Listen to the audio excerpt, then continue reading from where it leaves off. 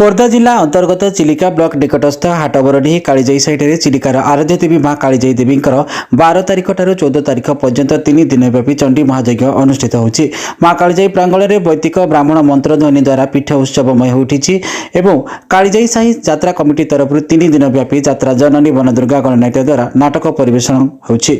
माँ कालीजाई यज्ञ को सफल करने निमंते कालीजाई साहीर सभापति संपादक कोषाध्यक्ष और समस्त शैववृंद सहयोग कामना करिसेंति बोली सूचना मिली।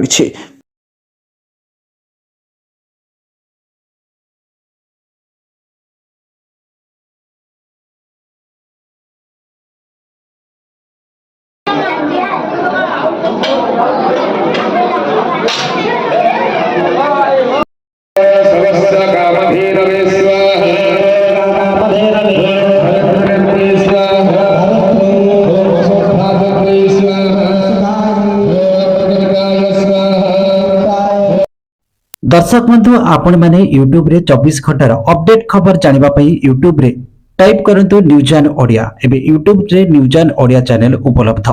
एतर उपभोग करंतु देखंतु जाडतु 24 घंटार अपडेट खबर। जदि आपनको हमर खबर प्रसारण भल लागिला लाइक शेयर कमेंट सब्सक्राइब करंतु पार्श्व रे थिबा नोटिफिकेशन बेल उपरे प्रेस करंतु।